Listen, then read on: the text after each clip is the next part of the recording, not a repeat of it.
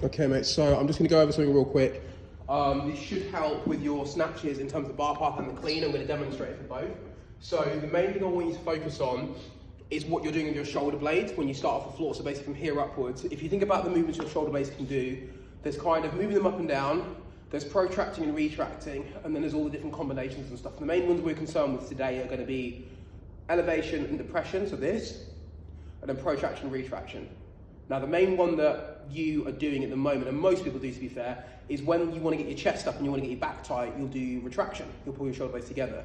Now if you pull your shoulder blades together, you've shortened a bunch of muscles that we kind of need to use for the pull. So like your lats, for example, are now really shortened. And because your elbow is so far back, you can't really get a good pull with your lats. It kind of be the equivalent of doing this with your arm to move to curl a weight and shortening your bicep and being like, okay, I want to use my bicep to move this weight. Well, you can't because it's completely shortened. That's kind of what you're doing with your lats and your traps as well. You're kind of shortening all of it. So whilst we don't want your lats and your traps to be like this, to be rounded, we need them to have a little bit of give, a little bit of something to give into the movement. So what I want you to start thinking about is, instead of thinking about shoulder blades back, I want you to think about keeping them wide. So if you look here, my shoulder blades are quite back. So can you? I hope like this is like visible. My shoulders come in like this when I do it. So can you see that? My shoulder blades kind of come together and I become narrow. What I want you to do is focus on keeping like a nice like flat back where your kind of chin's up like this. So how you will when you're squatting or pulling. And I just want you to make your shoulders wide like that. And so keep your arms straight and just make your shoulders wide. That should basically make you flare your lats. Like you might feel it more when you do it with the bar, but your muscles in your armpit here, like down here, around your side, should start to fire up a little bit. So that's the first bit. I want you to set up for the pull and try to maintain wide shoulders from the floor to the finish of the pull as you turn over. The next thing that I want you to do is when you're actually finishing a pull, whether it's a panda pull, a high pull, or like a snatch or a clean pull in the actual movement, is I want you to focus on the shoulder blades being allowed to move freely up and down, but you don't focus or force them backwards and forwards. Because this bit, backwards and forwards, will happen as you need it to, but the up and down bit is really, really important because that's basically what's going to guide the bar. If your shoulder blades only move back, well, now the bar has to follow a horizontal trajectory like this, which is what often results in, like, you know, the swinging of the bar like this.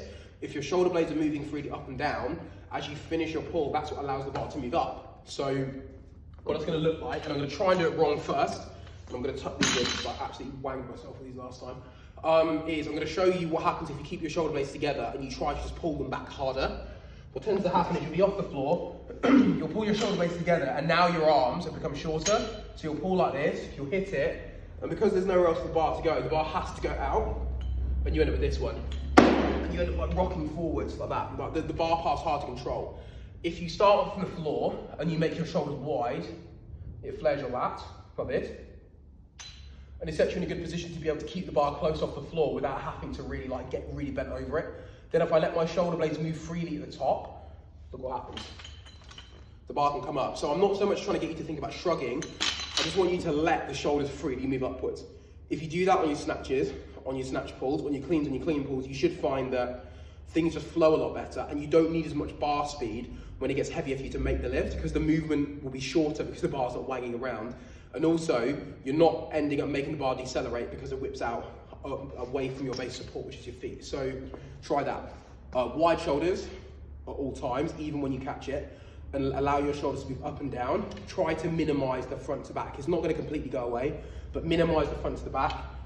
Maximize that wide shoulder position, and maximize that up and down like freeness of movement. And you should find that works a lot better, and that makes all the pulls and stuff a lot smoother.